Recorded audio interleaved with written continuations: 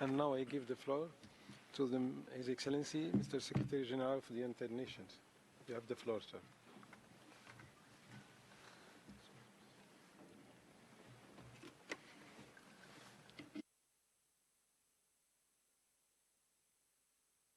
Mr. President of the General Assembly, Mr. President of the Human Rights Council, Excellencies, ladies and gentlemen.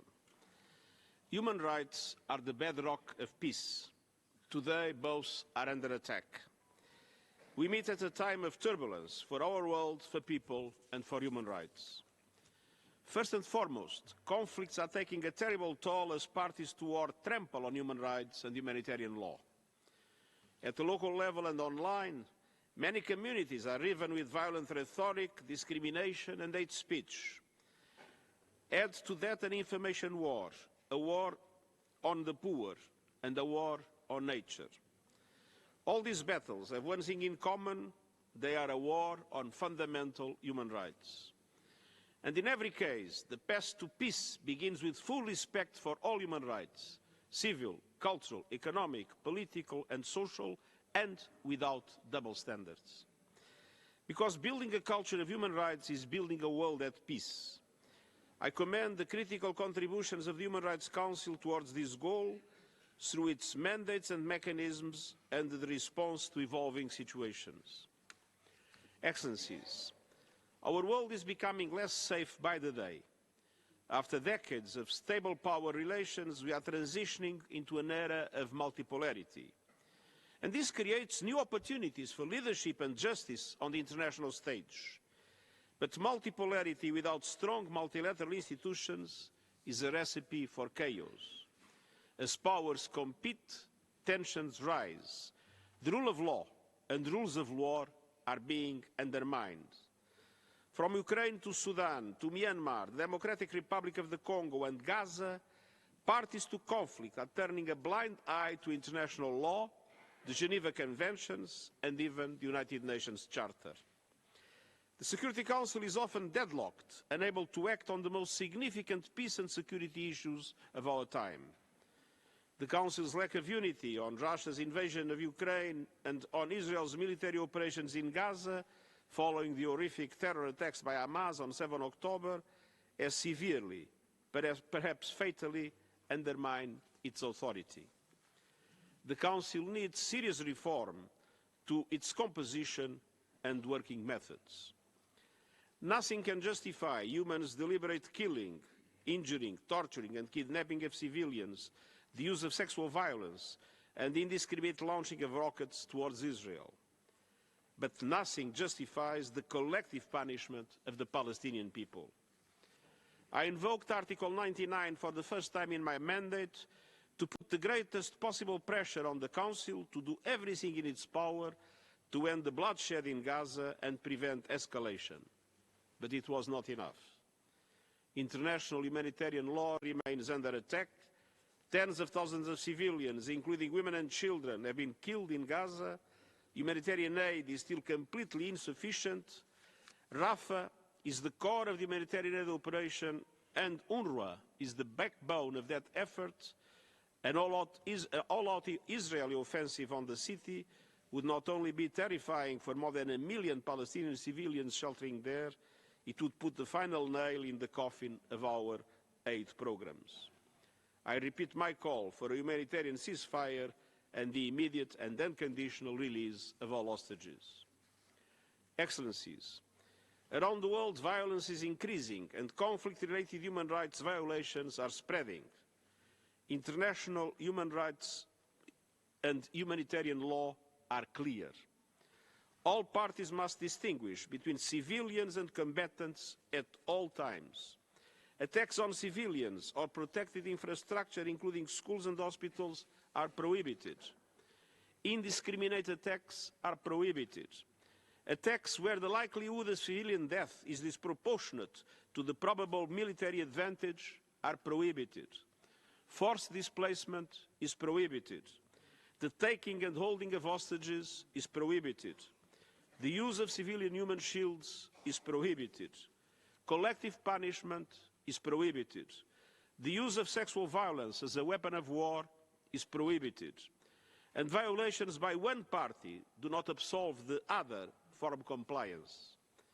We cannot, we must not, become numb to appalling and repeated violations of international humanitarian and human rights law. All allegations of serious violations and abuses demand urgent investigation and accountability. And we are determined to take such action in relation to allegations against our own staff. Excellencies, the Geneva Conventions, which require the protection of civilians and the humane treatment of people in enemy hands, were not the result of an outbreak of global goodwill. These treaties were agreed because they protect everyone. Around the world, warring parties claim exemptions, asserting that certain people or situations are uniquely dangerous. But flouting international law only feeds insecurity and results in more bloodshed. Human rights conventions and humanitarian law are based on cold, hard reality. They recognize that terrorizing civilians and depriving them of food, water and health care is a recipe for endless anger, alienation, extremism and conflict. Today's warmongers cannot erase the clear lesson of the past. Protecting human rights protects us all. We urgently need a new commitment to all human rights, civil, cultural, economic, political and social, as they apply to peace and security, backed by serious efforts at implementation and accountability. And states have the primary responsibility to protect and promote human rights. To support states in meeting their obligations, I am launching a system-wide United Nations agenda for protection together with the High Commissioner for Human Rights.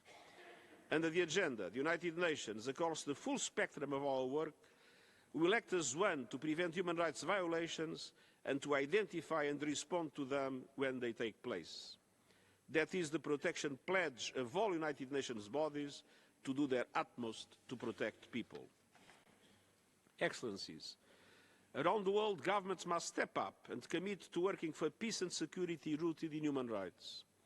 The Summit of the Future in September is our opportunity for such a recommitment. The new agenda for peace to be discussed at the summit applies a human rights lens to preventing and ending violence in all its forms. Building on our call to action for human rights, it urges an end to reflexive responses to violence, underscoring the need for strategic, comprehensive approaches that address root causes. Successful peace processes, from Colombia to Northern Ireland, demonstrate that the full spectrum of human rights is indispensable to building peace. The new agenda for peace recognizes that security policies that ignore human rights can divide communities, exacerbate inequalities, and drive people towards extremism. It calls for all military engagement to respect human rights and humanitarian law and to be backed by political and development strategies. It urges security policies centred on people with the full and equal participation of women and the strong representation of young people. It calls for human rights to be at the heart of the governance of new weapons technologies, including artificial intelligence, and seeks the total prohibition of lethal autonomous weapons with the power to kill without human involvement.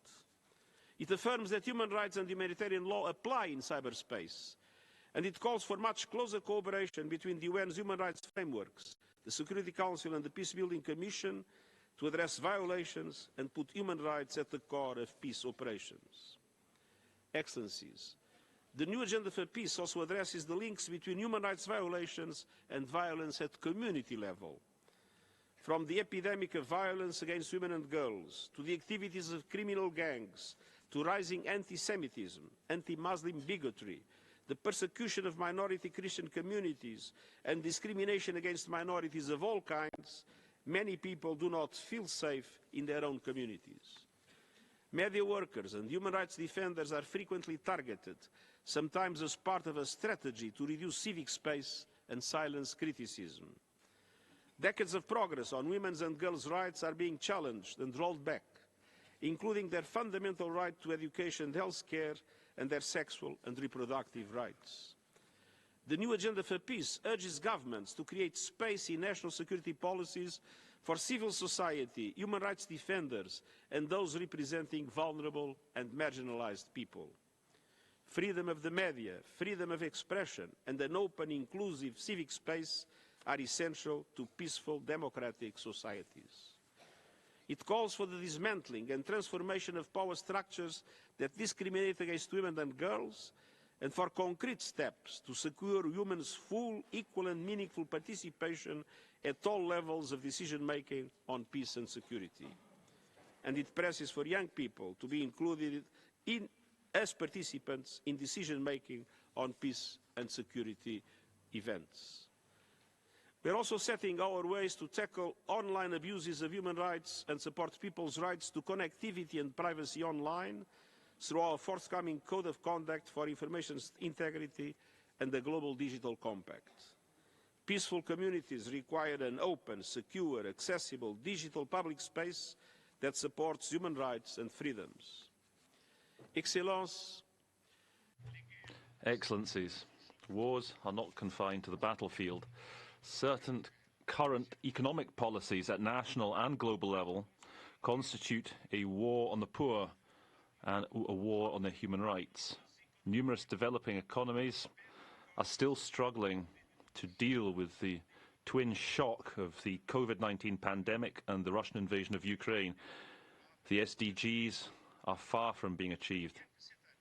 This year alone, the poorest countries in the world must disburse more than $185 billion to service their debt, or more than their total public spending on healthcare, education and infrastructure. The absence of a safety net when it comes to debt jeopardizes the capacity of millions of people to enjoy their rights, their right to potable water, nutritional food, education, healthcare and work. The global financial architecture lies at the heart of this crisis in human rights. It is obsolete, dysfunctional and unjust, and must be reformed to provide long-term, low-cost financing and provide an effective safety net for all countries that need it.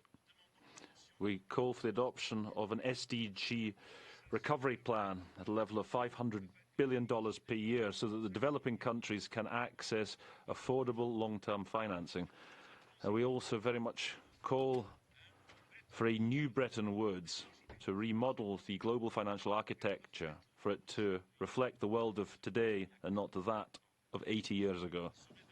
The Summit of the Future will be an opportunity to envisage profound reforms to make the global financing frameworks more inclusive, equitable and just, so that it can help governments to prioritise social spending, to sustainable development and to climate action, which is so crucial among human rights. The Global Social Summit, an international conference on financing for development, which will take place next year, will place emphasis on how economic policies, including budgets, tax measures and subsidies, can enhance investment in the SDGs and in human rights for all, men and women alike. Excellencies, dear friends, our war on nature is a war against the human rights of the people who are among the most vulnerable in the world: indigenous peoples, rural communities, marginalized persons and the neediest.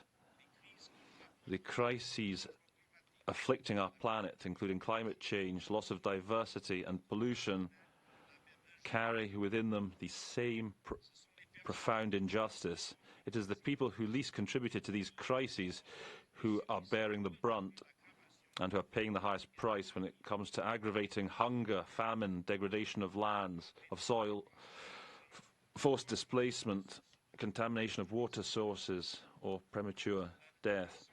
Recognising the right to a clean, healthy, sustainable environment by the Human Rights Council in 2021 and by the General Assembly in 2022 shows that the times are changing. Environmental justice, climate justice are rallying calls for ethical, equitable treatment for the principle of responsibility and of human rights. Climate justice means that the G20 countries should show the way when it comes to the progressive elimination of fossil fuels. It means that all nationally determined contributions or national climate plans should be adjusted to the maximum limit of 1.5 degrees for the warming of the planet. It calls for an effective carbon price and an end to subsidies given to fossil fuels. Climate justice calls on the developed countries to deliver on their financial commitments to the developing economies, starting with that commitment to mobilize $100 million per year and to double financing for adaptation between now and 2025. Finally, it means that the loss and damage fund should be made operational as soon as possible and should start receiving significant contributions. For many countries in the South, economic, environmental and climate justice are the main challenge of our times when it comes to human rights. The United Nations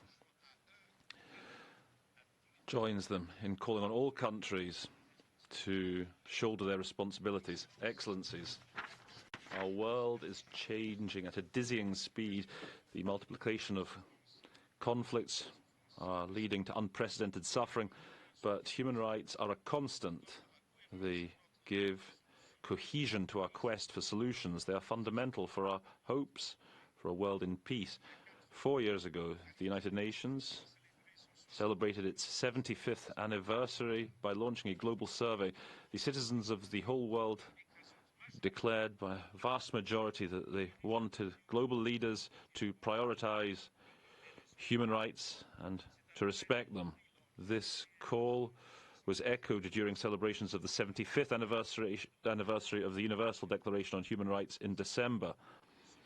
This year, the Summit of the Future gives us an opportunity to respond to that call and to ensure that our global institutions should be in step with reality, which is constantly in constant flux today, and to fully adhere to the abiding values of human rights. Together, let us take this opportunity to further peace and human rights for everyone, women and men alike. I thank you. Secrétaire général.